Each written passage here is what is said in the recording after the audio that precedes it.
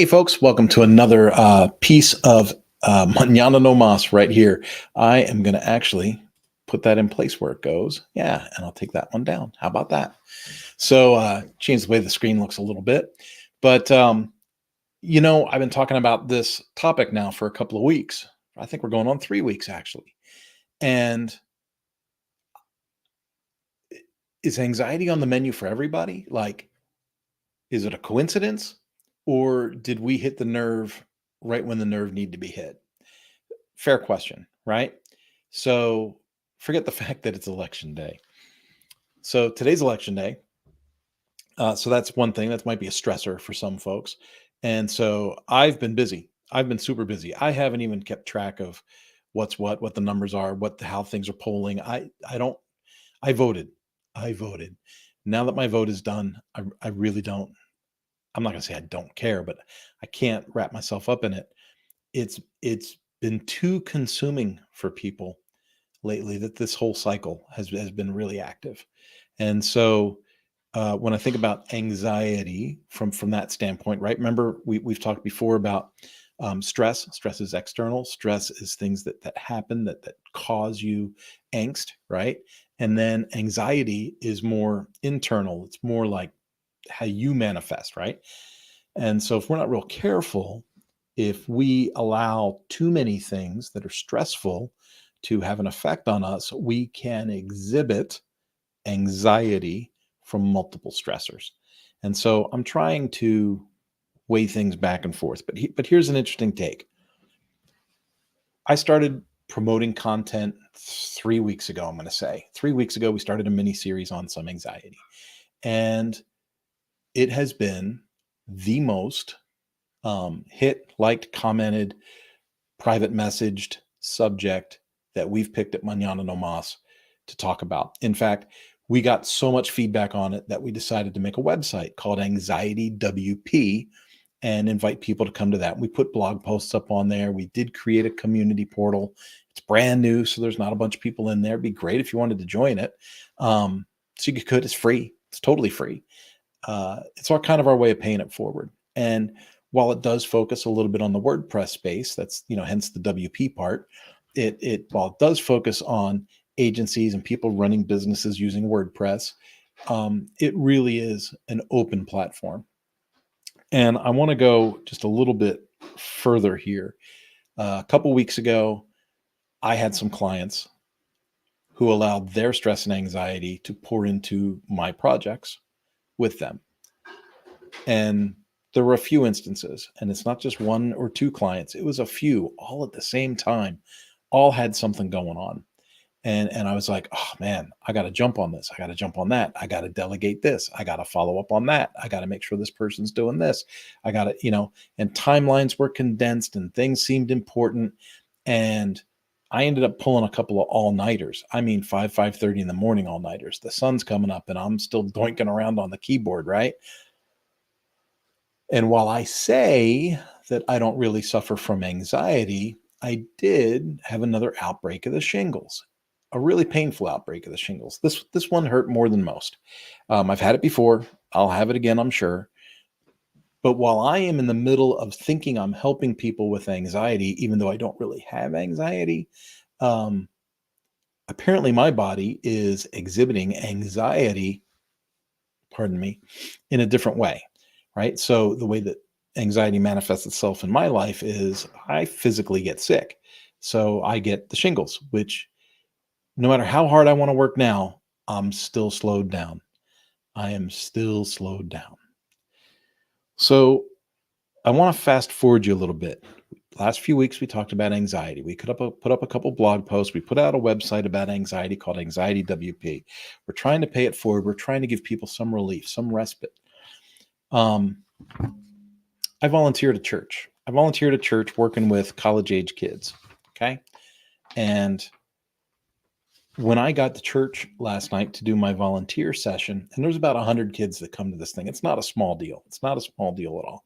There's about 120 college-age kids that come to this thing, depending on the night.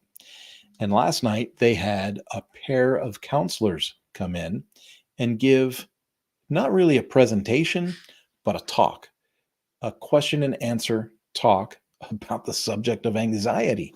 And I was like, oh my goodness, look at this. Talk about timing, right? Anxiety on the menu. Is it a coincidence? No, I do not believe it is. I don't believe a lot in coincidences. So there's a series of questions here, but there were things that were like, if you could encourage a friend or a loved one that is dealing with some of these issues, what would you say to them? Now, this is kind of a trick, right? If you could encourage a friend or a loved one that is dealing with some of these issues, stress and anxiety, what would you say to them? It's kind of a trick question, because what they're looking for is, if you would say that to a friend, why wouldn't you say it to yourself? Right? So remind people that they're not alone. Remind people that there's always people in a people group. Remind people that um, feelings are real, right?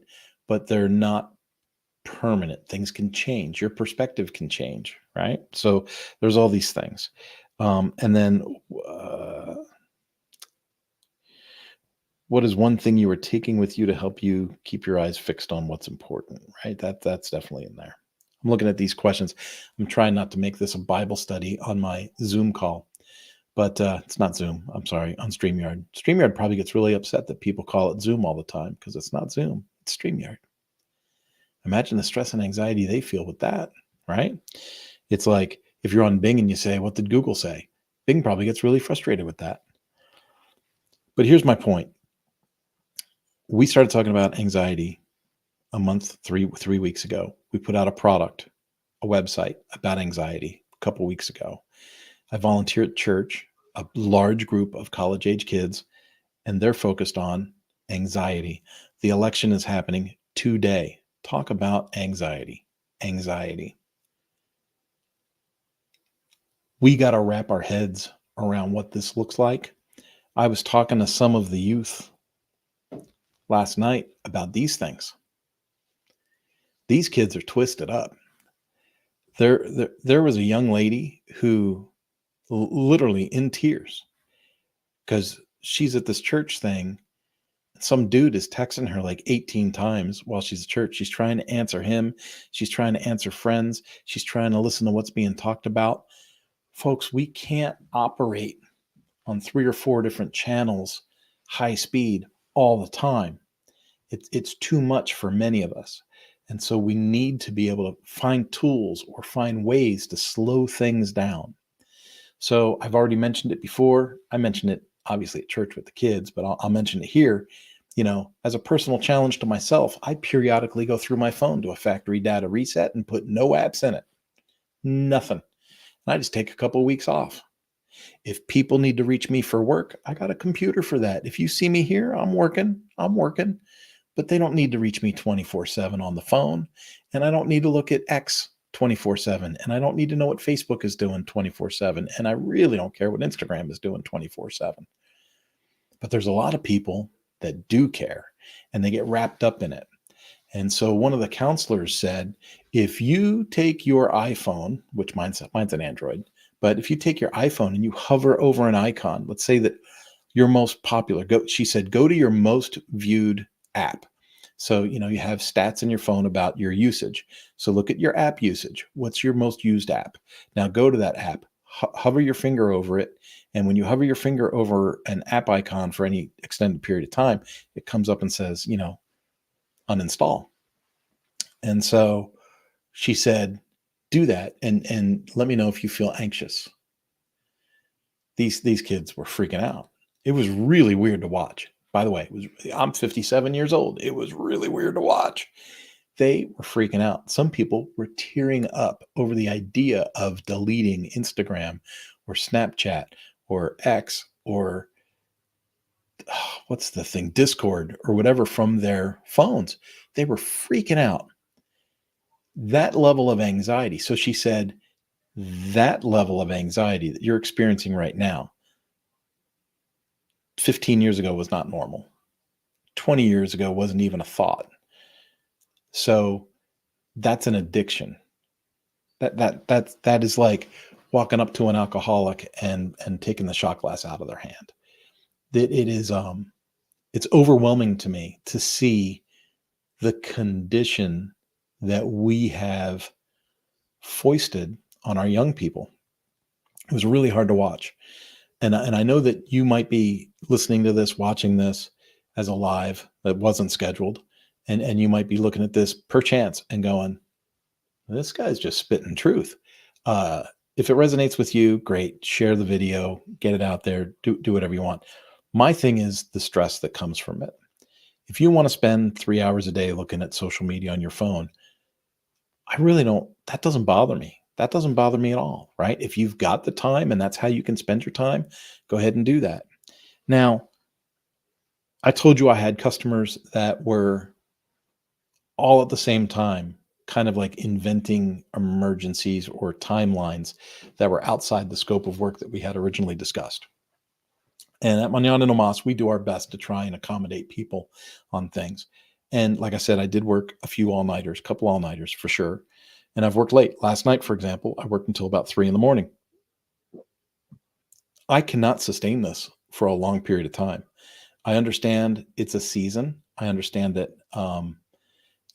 well, if if you're someone that that is a believer and you read scripture, there's scripture in Ecclesiastes that says, there's a time and a season for this, there's a time and a season for that, there's a time and a season for this, that, and the other. And I think this is just a season, right? I can do anything for a short amount of time. As I believe it is said in First James, we can do things for a short time. So I know that I have the stamina. I know I can get through the season of it, but I can't let that season extend into a consistency. It's unsustainable. And so with Black Friday coming up and Cyber Monday and the work that we do online, I can see that a lot of people get angst.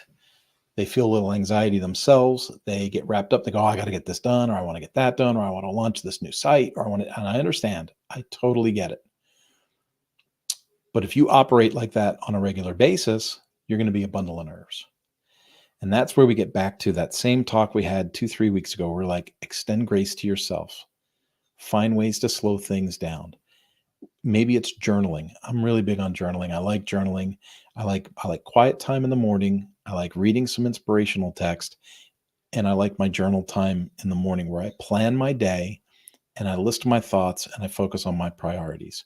If I don't do that and I depend on my email and my phone calls and my text messages to become my list of priorities, my day is shot. I've got a couple of clients that'll send me 3, 4, 5 emails in a day, and there's just not time for that. There is not time for that.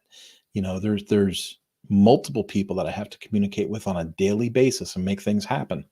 And so I have to be more structured and time block my day in a way that extends grace to myself, is loyal to myself, and gives me the space to think and respond appropriately. So I think that's really, really important. Now, the last thing I want to talk about, wrapping all this up, is I'm coming at you in this talk about too much obligation. I'm coming to you from the standpoint of too much work, said yes to too many things, lots of work to do, not enough hands to do it, maybe not enough margin to go around to hire people to do it. Okay. So maybe we say that's greed, and that greed manifests itself in a form of stress and then becomes potential anxiety. But I'm doing all this work on anxiety and stress as a pay it forward piece for people out there. And then a good friend calls. Well, what do you think happened to my good friend today? Laid off. Now, I kind of saw it coming. He kind of saw it coming. I'm not going to give the details on what industry or anything like that. But what's unique is now that stress comes from a totally different perspective. When he wakes up in the morning, what's the plan? What's he going to do? What's defined? Nothing's defined. He lives in a high rent area, right? So you live in a very expensive part of the country. You get laid off. They give you a severance package, which ain't so hot. And now you got to figure out what's next. How much time do you put into the job search? How much time do you put into self-development? How much time do you put into writing and recrafting your resume? How much time do you put into networking? How much time do you put into physical exercise to keep yourself from going crazy? You see, part of what came up in the consulting yesterday at the event where we had the two counselors was it was a male and a female. And the female had said, there are a lot of ways to get rid of cortisol. She said, cortisol is the result of stress, it's a hormone in our body.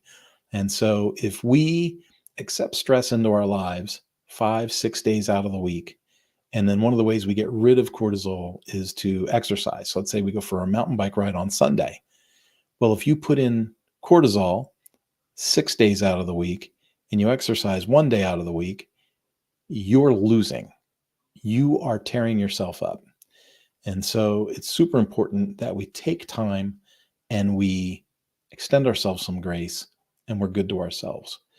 So it's interesting. The things that help dissipate this cortisol thing, she said there's lots of things you can do. Like you'll hear Joe Rogan talk about an ice bath.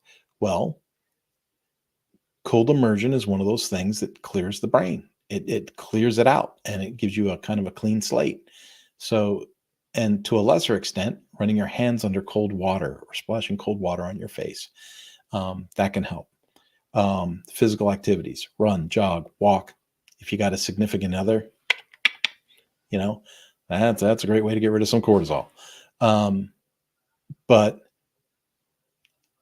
there's things that add the cortisol and there's things that detract. And some of the things that we run to help relieve ourselves actually have the opposite effect, right? So if we drink too much, if we sleep too much, because what happens is even if something feels good, doesn't necessarily mean it is good. And so we tear ourselves up. The stuff that we put in our bodies, the foods we eat, the junk food, the nonstop, donuts and ramen and cheeseburgers through the drive-through, that just tears us up. We need whole foods in our body. So we need to fuel ourselves properly. We need to give ourselves a break, cut ourselves some slack.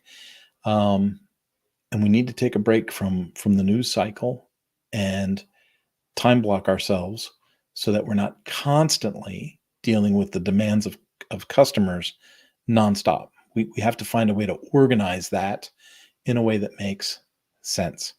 Like I said, I've got some tools at Mañana No Mas that I use. I have some communication tools that I make my clients conform to, and it puts things in order and gives me space and gives me the ability to have a plan rather than to feel like I'm coming apart. And I think that that's really important. So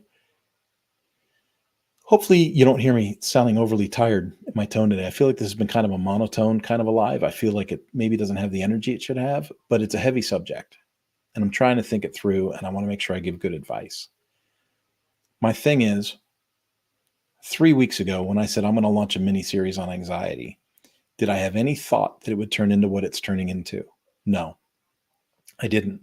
I didn't think that I would be consoling 20-year-olds at church after a meeting. I didn't think I'd be consoling a friend from a layoff and praying for him. I didn't really think it through that that this issue I have with shingles would be a result of the anxiety that I experience because I allow too many things to stress me out with work. I really didn't know that that was the case. And so only by spotlighting something does something really become real. And so if you followed along with this series, if you've seen some of this and this resonates with you, I would really encourage you to put in a comment, to put in, hey, let's answer these questions together, right? And maybe you need to change the question so it doesn't apply to you. So use that question I used earlier.